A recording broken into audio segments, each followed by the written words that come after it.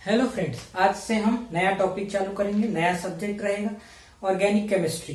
तो organic chemistry generally ऐसा हम कोशिश करेंगे कि हम जो है वो ऐसा बताने की कोशिश करेंगे कि जिसमें 11th-12th के स्टूडेंट्स, इसके अलावा जो हमारे सेमेस्टर स्टूडेंट्स हैं वो सब कुछ इसमें कवर रहेगा और बेसिक्स रहेगा। तो सेमेस्टर स्टूडेंट्स या कॉलेज लेवल स्टूडेंट को भी चीजें क्लियर होती जाएंगी और उस कारण से जो है उनका ऑर्गेनिक केमिस्ट्री स्ट्रांग होगा। तो कोशिश करेंगे कि अच्छा से अच्छा कंटेंट जो है आप लोगों को प्रोवाइड करें। तो आज जो है हम ऑर्गेनिक केमिस्ट्री का बेसिक लेवल पे चालू कर रहे हैं। सबसे पहले ये जाने हम कि ऑर्गेनिक का मतलब क्या। ऑर्गेनिक का मतलब होता है लाइफ। ठीक है, अरे बात समझ आ रही है? लाइफ, अगर लाइफ इसका मतलब है तो ये बोला जाए कि ऑर्गेनिक कंपाउंड जो है वो कहां से मिलते होंगे? लाइफ से, मतलब लिविंग ऑर्गेनिज्म से। All the substance which are obtained from nature whether plant animal microbial origin are called as organic compound. जो भी प्लांट एनिमल माइक्रोबियल ऐसा माना जाता है, सिंथेसाइज भी किया जाता है, पर ऑर्गेनिक ये जो प्लांट एनिमल और माइक्रोब से जो मिलता है वो तो ऑर्गेनिक कंपाउंड होता ही है। ठीक है ना? ठीक, बात समझ आ रही है? कोई दिक्कत? बढ़िया मजे से चलेंगे, ये सब्जेक्ट में बहुत ज्यादा मजा आने वाला है। डेफिनेशन क्या बोलता है? Chemistry of hydrocarbon and their derivatives in which covalently bonded carbon atom is essential constituent। मतलब ये बोल रहा है, अरे अपन को भी इतना तो पता ही है, हम लोग पढ़ लिख के आ रहे हैं इतना कि बिना कार्बन के क्या ऑर्गेनिक केमिस्ट्री है ना, बिना कार्बन के ऑर्गेनिक केमिस्ट्री नहीं। तो वो बोल रहा है कि हाइड्रोकार्बन या उनके डेरिवेटिव की केमिस्ट्री जिसमें कार्बन जो है covalently bonded with other atom या फिर उस ही कार्बन से कोवेलेंटली बॉन्डेड होना चाहिए। अरे बात समझ आ रही है? कोई दिक्कत? बिल्कुल बेसिक। थोड़ा सा हिस्ट्री और थ्योरी देख लेते हैं। तो जो ऑर्गेनिक केमिस्ट्री टर्म दिया गया वो कब दिया गया? First used in 1807। 1807 में कौन ने दिया? स्वीडिश केमिस्ट हैं जिनका नाम है जॉन्स जैकोब ब्रेजेलियस। जॉन्स जैकोब ब्रेजेलियस जो थे 1807 में, उनने ऑर्गेनिक केमिस्ट्री वर्ड दिया। इट इंक्लूड्स क्या? Study of compound derived from the living sources available in nature. उन्होंने ये बोला कि जो नेचर में लिविंग सोर्सेस हैं वहां से जो कंपाउंड की स्टडी हम कर रहे हैं उससे ऑब्टेन्ड, तो उसको हम बोलते हैं ऑर्गेनिक केमिस्ट्री। पर एक्चुअली में ऐसा तो नहीं था। क्या हुआ कि इसकी थ्योरी में इनने ये बोला कि he stated that organic compound can be prepared only from living organism. सिर्फ लिविंग ऑर्गेनिज्म से बनाया जा सकता है under the influence of unknown force called as vital force. एक वाइटल फोर्स की मदद से। उनका मतलब एक ऐसा थ्योरी उन्होंने बना लिया कि भैया ऑर्गेनिक जो कंपाउंड है वो सिर्फ वैसे ही बनाया जा सकता है, लिविंग ऑर्गेनिज्म से अलग से नहीं बनाया जा सकता। पर कुछ समय बाद सिंथेसिस हुई यूरिया की, बॉयलर ने की, उसके बाद एसिटिक एसिड की, कोल्बे ने सिंथेसिस की। इससे क्या हुआ कि इनकी थ्योरी जो है वो खत्म, है ना, इनका क्या हो गया? पोपट हो गया। तो ये हो गया कि भाई यूरिया बनाया किसने? बॉयलर ने, और एसिटिक एसिड बनाया कोल्बे ने, जिससे क्या हो गया? जो ये थ्योरी है वो गिर गई। अगला है ब्रेथलेट ने भी क्या किया था? ब्रेथलॉट, इसने क्या किया था? मीथेन बनाया था। तो इस तरीके से हिस्ट्री एंड थ्योरी थोड़ा सा दे दिया कि अगर सेमेस्टर एग्जाम्स में भी लिखने आता है तो थोड़ा सा हिस्ट्री एंड थ्योरी हम लिख सकते हैं। थोड़ा बहुत जानना भी थोड़ा सा नॉलेज के लिए जरूरी है, उतना अपन ने देख लिया सुपरफिशियल लेवल पे। अरे बात समझ आ रही है? कोई दिक्कत? थोड़ा बहुत तो ध्यान रखना भी चाहिए। पढ़ क्या रहे हैं हम, अगर हमें वही नहीं पता तो हम क्या पढ़ेंगे? बस यूं कि organic compound are classified into aliphatic, alicyclic, alkane, alkene, alkyne, ऐसे पढ़ के क्या मतलब?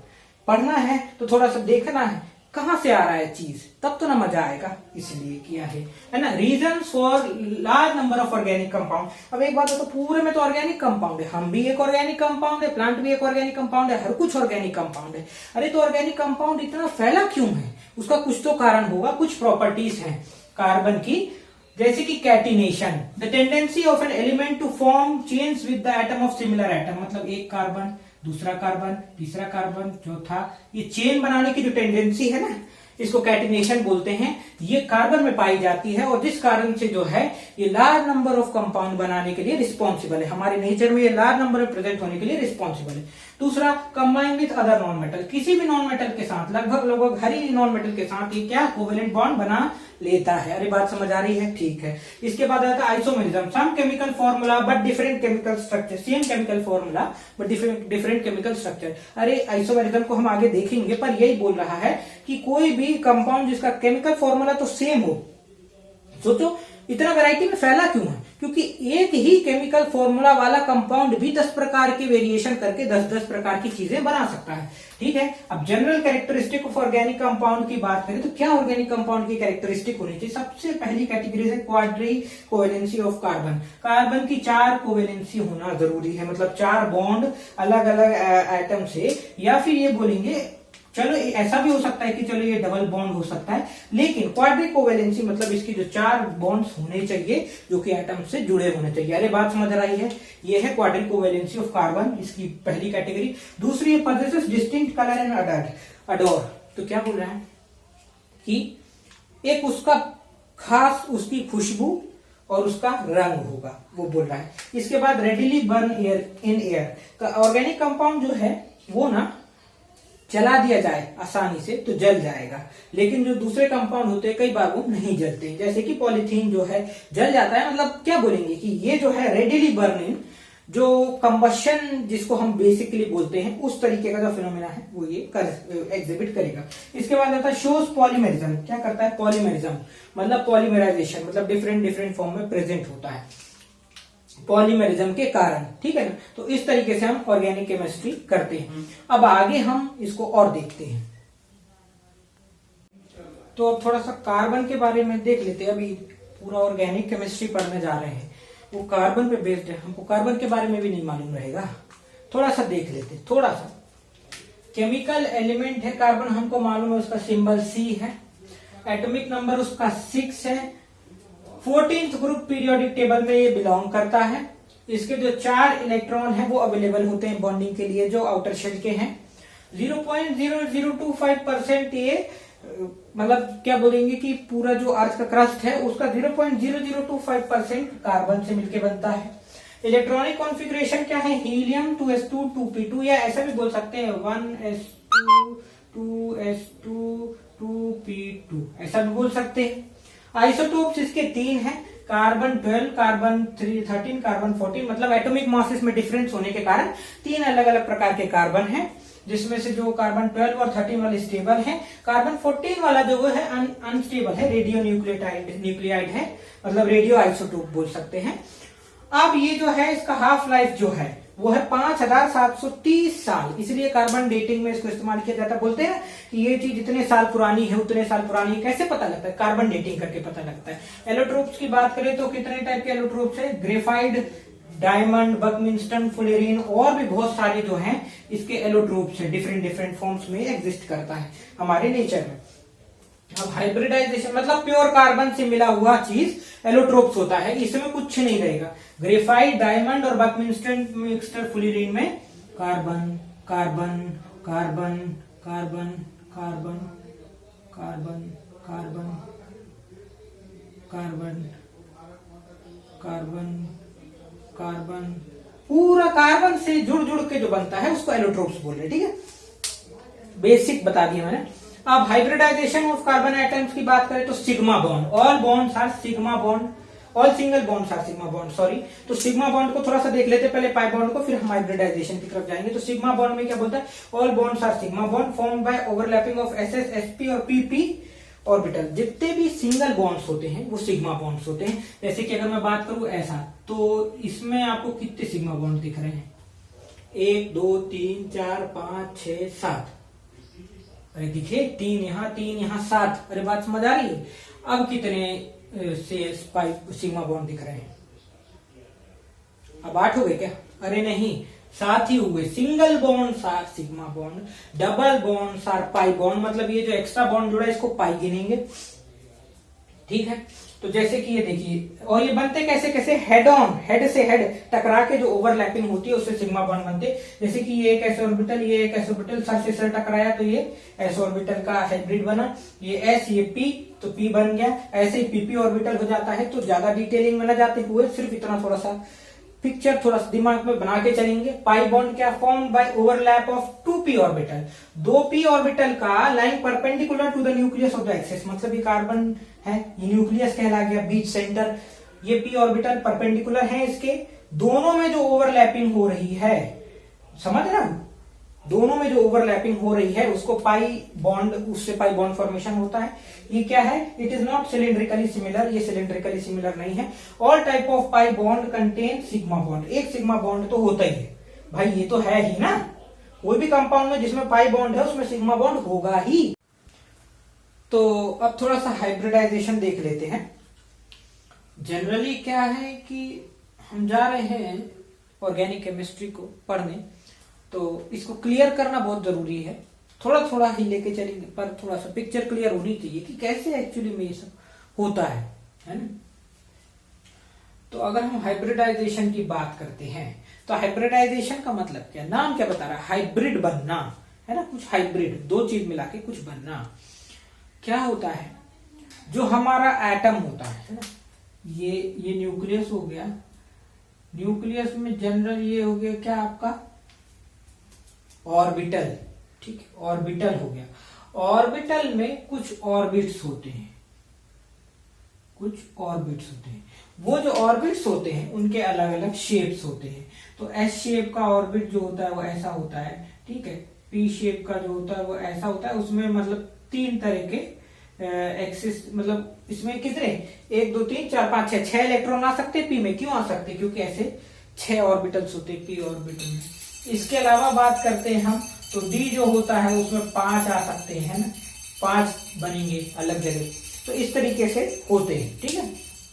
अब जब हमको ये पता चल गया है तो इसका मतलब मैं ये बोल रहा हूं कि अगर ये एस और ये जो पी अगर मिले और मिल के कुछ ना कुछ अलग बनाएगा, हाइब्रिड,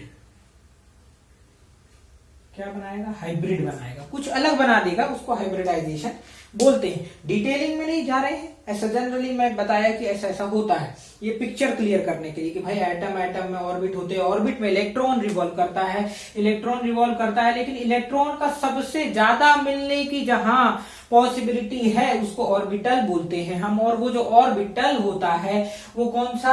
अब अगर हम sp3 हाइब्रिडाइजेशन, 3 टाइप की हाइब्रिडाइजेशन ऑर्गेनिक कंपाउंड में हम करते हैं, उसमें हो जाती है पहली sp3 हाइब्रिडाइजेशन, दूसरी sp2 हाइब्रिडाइजेशन, तीसरी sp हाइब्रिडाइजेशन।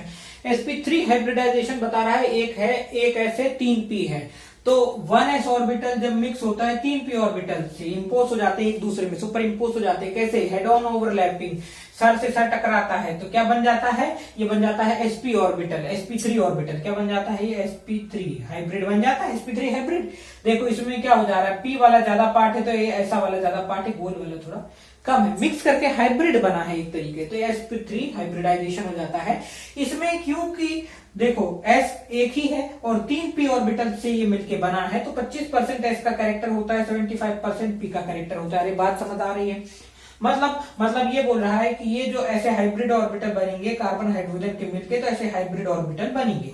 अब ये जो हाइब्रिड ऑर्बिटल बनेंगे एक्चुअली में क्या होता है, ये जो बना है ये यहां जाकर ये छोटा सा ऐसा ऐसे करके ये पूरे बनते, समझ रहे? वो तो अपन देखने के लिए बस इतना हिस्सा बना देते, ये वाला हिस्सा, ये वाला नहीं बनाते, पर एक्चुअली में क्या होता है, ये जाके यहाँ पर छोटा सा मिक्स होता है, ये छोटा सा मिक्स होता है, ऐसे करके पूरा 3D एक पिक्चर बनती।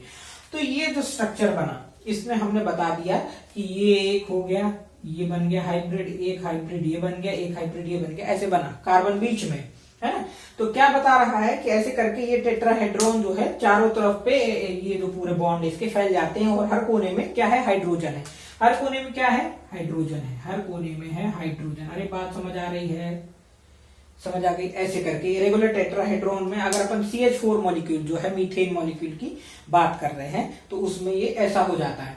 अब इसमें क्या हो जाता है कि अब ये किसी न किसी एंगल से फैला है, टेट्रॉन में रेगुलर टेट्राहेड्रॉन बोल रहे हैं इसको, तो इसमें किसी ना किसी एंगल से बॉन्ड बना होगा।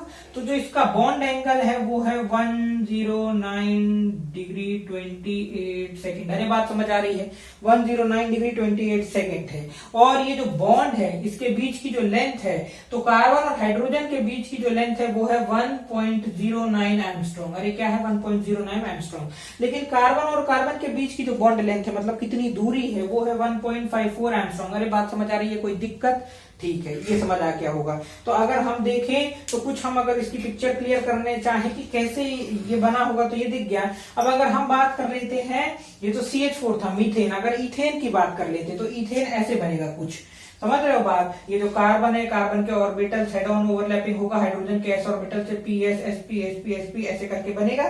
तो ऐसे करके जो है sp3 जो है CH बॉन्ड में sp3 हाइब्रिडाइजेशन जो है, मतलब एक अगर मानूं तो ये sp3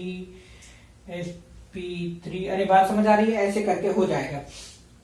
अब ये sp3 हाइब्रिडाइजेशन हमको समझ आ गई, sp3 हाइब्रिडाइजेशन समझ आ गई। sp2 हाइब्रिडाइजेशन में क्या बोल रहा है कि अब ये जो s था, ये एक ही sp2 दो p ऑर्बिटल है ना, तो कुछ ऐसा ऑर्बिटल निकल के आएगा और ये जो हाइब्रिड निकल के आएगा ये sp2 हाइब्रिड होगा, और इसमें 33% कैरेक्टर होगा वो s का कैरेक्टर और 67% होगा p का कैरेक्टर। अरे बात समझ आ रही है?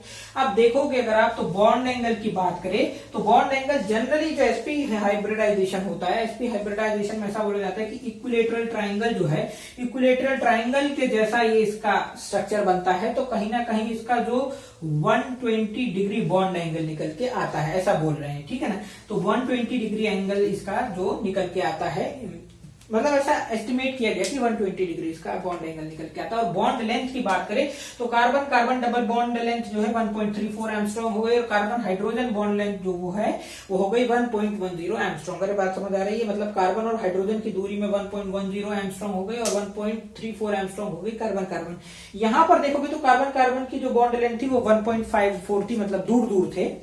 क्यों? क्योंकि एक हाथ से पकड़ेगा कोई आदमी तो दूर ही दूर रहेगा ना, लेकिन दो दोस्त अगर एक दूसरे को दो हाथ से पकड़ेंगे तो वो तो पास आ गए ना यार। तो 1.34 एंगस्ट्रॉम इसकी बॉन्ड लेंथ हो गई, घट गई, है ना। तो ऐसे करके अब इसमें क्या होता है एक्चुअली, तो इसमें ये हो जाता है कि ये देखो आप अगर ये देख रहे हो तो आप ये P orbital head on overlap हो रहा है, ठीक है, ये हो रहा है आपका sp ऑर्बिटल। इसके अलावा जो p के जो क्या बोलेंगे, ये वाले जो ऑर्बिटल होते हैं, कौन से ऑर्बिटल होते हैं, pz ऑर्बिटल। तो pz ऑर्बिटल जो है परपेंडिकुलर ओवरलैपिंग, जो भी बचा वो ऑर्बिटल होगा, इसमें क्या होता है कि इसमें डबल बॉन्ड में जनरली परपेंडिकुलर ओवरलैपिंग होती है। मतलब ये जो दो ऑर्बिटल्स ऊपर और नीचे परपेंडिकुलर, ये जो न्यूक्लियस क्या, न्यूक्लियस मतलब ये जो सेंटर है कार्बन का, इसके परपेंडिकुलर दो p ऑर्बिटल खड़े हैं, तो दोनों की साइड वाइज ओवरलैपिंग हो रही है, मतलब डायरेक्ट नहीं हो रही, हेड ऑन नहीं हो रही, साइड वाइज मतलब दूर दूर से ही टचिंग हो रही है। तो इसको हम जो इससे जो बॉन्ड बनता है उसको हम बोलते हैं पाई बॉन्ड बोलते हैं। तो वही पाई बॉन्ड जो है वो इस कारण से फॉर्मेशन होता है। ऐसा पिक्चर क्लियर हो गया। अगला है sp हाइब्रिडाइजेशन। अगला है sp हाइब्रिडाइजेशन। इसमें क्या होता है, एक ऐसे ऑर्बिटल बाउंड होता है एक p ऑर्बिटल के साथ, तो sp ऑर्बिटल बनता है, ठीक है। इसमें अब ऑब्वियसली एक ये है, मतलब आधा आधा हिस्सा हो गया, 50% इसका कैरेक्टर, 50% p का कैरेक्टर। ये कहाँ होता है, ट्रिपल बॉन्ड के केस में, ट्रिपल बॉन्ड के केस में sp हाइब्रिडाइजेशन होता है। जैसे p है, p का pz orbital, py orbital, px orbital जो है, ठीक है, इस तरीके से ओवरलैपिंग होती है। तो py हेड ऑन ओवरलैपिंग हो जाती है। इसके बाद जो साइड वाइज ओवरलैपिंग px की px से और pz की pz से, ऐसे करके तो ये ट्रिपल बॉन्ड बन जाता है। अब इसमें देखो अगर आप कार्बन का जो बॉन्ड लेंथ है वो हो जा रहा है 1.21 एंगस्ट्रॉम, और ज्यादा बॉन्ड लेंथ घट रहा है। अरे बात समझ आ रही है, दोनों और ज्यादा पास आ गए ना। अरे बात समझ आ रही है, अभी तक तो यही था कि दो हाथ से पकड़े थे, अब दो पांव से भी पकड़ लिए, एक तरीके से सम्मान सकते, तो और ज्यादा पास आ गए, तो बॉन्ड लेंथ घट गया। कार्बन हाइड्रोजन का बॉन्ड लेंथ क्या है, तो कार्बन हाइड्रोजन का बॉन्ड लेंथ जो है वो इधर पे है। अगर आपका sp हाइब्रिडाइजेशन में कार्बन हाइड्रोजन होगा तो 1.08 एंगस्ट्रॉम होगी। अरे बात समझ आ रही है, इसमें कोई दिक्कत? तो sp3 hybridization, sp2 hybridization, sp hybridization के थ्रू ऑर्गेनिक मॉलिक्यूल में हम हाइब्रिडाइजेशन होता है। इस तरीके से बॉन्ड बनते हैं, इस तरीके से बॉन्ड बनते जाते हैं, इस तरीके से मॉलिक्यूल्स बनते जाते हैं।